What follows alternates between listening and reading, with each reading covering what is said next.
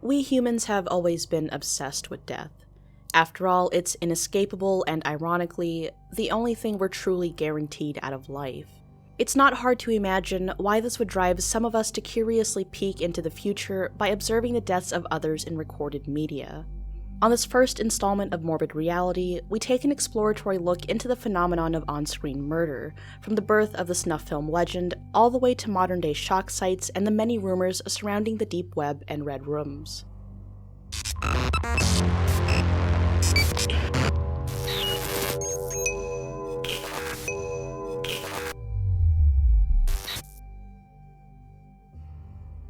In 1969, the infamous Manson family murders took place. Public interest in the story skyrocketed, and needless to say, never truly went away.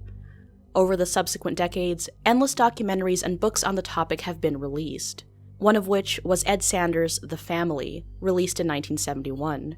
In it, Sanders points to the existence of what he referred to as brutality or snuff movies, filmed by the Manson family during their killing spree. No such tapes were ever found or proven to be real, but the idea alone was able to spark the public's interest in the possible existence of such tapes, turning snuff into somewhat of an urban legend. This may have been where the term snuff film originated, but even to this day, no one seems to be able to firmly agree on its definition, and consequently whether or not they truly exist. To some, snuff films are simply defined as any film in which someone is snuffed out or murdered. To others, on-screen murder simply isn't enough, and to truly be considered a snuff film, it would have had to have been produced for profit and/or entertainment, then promptly distributed through some kind of dark underground industry. No two people seem to give the same answer when asked exactly what defines a snuff film, aside from the murder on camera element of it. Because of this and how loosely the term is used, perhaps the debate of whether or not snuff films are indeed real has become rather pointless. Still, the debate goes on.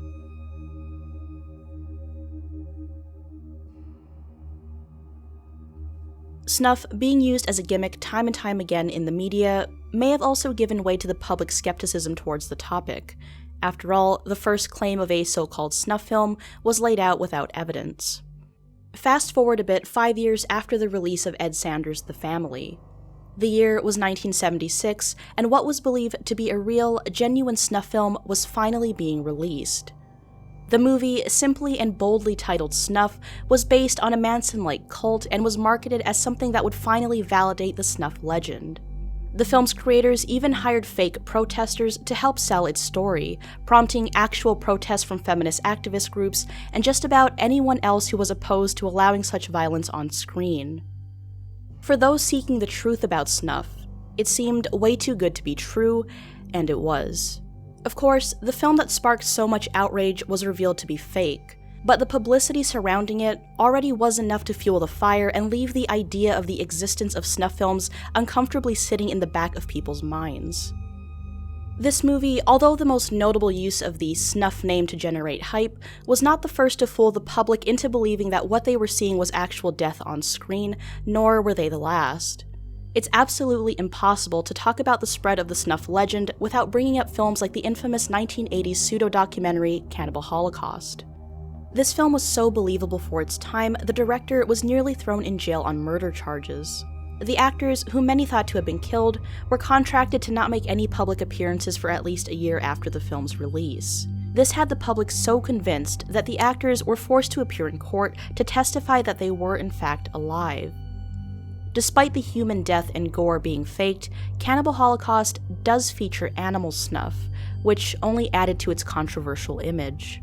Other notable films include the Faces of Death franchise, films mainly showing reenactments alongside actual footage of accidents, suicides, and war. Real death, sure, but not carried out for the sole purpose of creating a movie.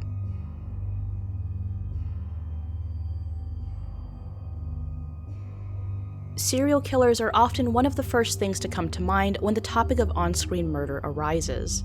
After all, it's no secret that serial killers often take mementos to remember their crimes. Jeffrey Dahmer, for example, famously took grisly photographs of his victims' corpses in sexually suggestive poses. Harvey Glatman, known as the Lonely Hearts Killer, would photograph his victims bound and gagged before raping and murdering them.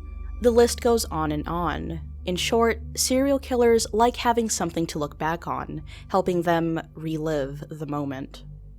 It would only make sense that as technology developed and different types of point-and-shoot cameras and camcorders became widely available, serial killers in the latter half of the 20th century would surely be documenting their killings as they're taking place. This, of course, isn't necessarily true, as each case differs from the next. Still, this assumption has fueled long-lasting misinformation.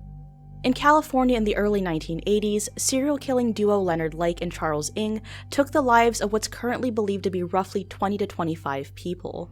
The pair were best known for their crimes against women. However, it wasn't uncommon for them to also murder the women's children and any other family members who got in the way. Leonard Lake, a longtime sexual deviant, fantasized about owning his very own sex slave, and even went on record saying so. What I want is an off-the-shelf sex partner. I want to be able to use a woman whenever and however I want. And when I'm tired or bored or not interested, I simply want to put her away. This wasn't all the pair recorded. The videos that came out of this string of heinous crimes was dubbed the Miranda tapes. And while they didn't actually show any victims being killed on screen, they did feature brutal psychological torture. Despite this, rumors about the tapes spread, and to this day, people still mistakenly refer to them as the Miranda snuff films or the Miranda murder tapes. The same thing has happened to the infamous home videos shot by the husband and wife serial killing team Karla Homolka and Paul Bernardo. The couple was responsible for the rape and murder of 3 teenage girls in Canada in the early 1990s, and was possibly one of the most televised and controversial cases of that era.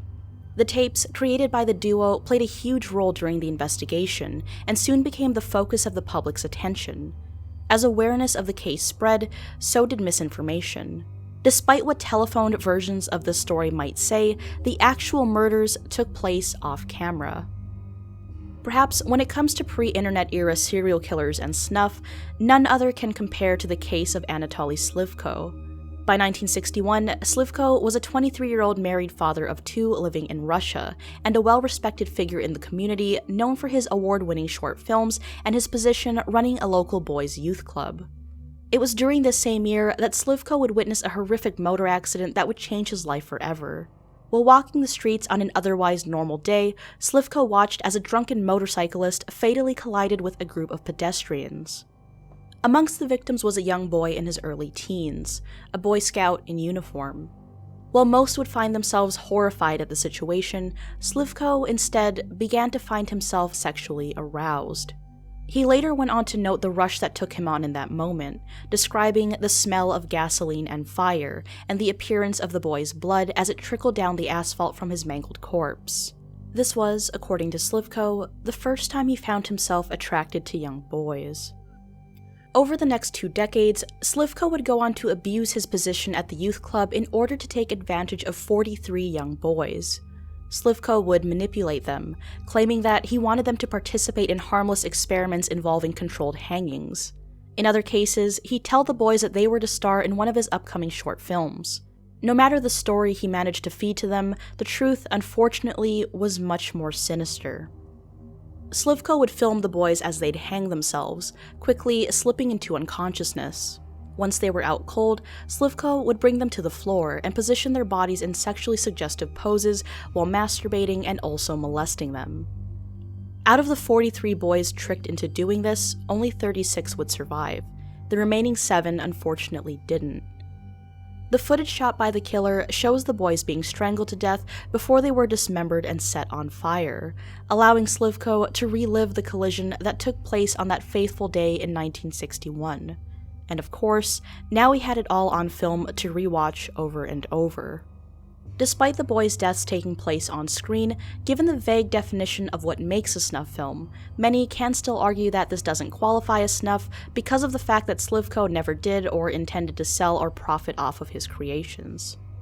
Again, the semantics battle over snuff films leaves us running in circles and is ultimately pointless, especially in the present day where we know for a fact that we can watch actual recorded murders take place online with the click of a button.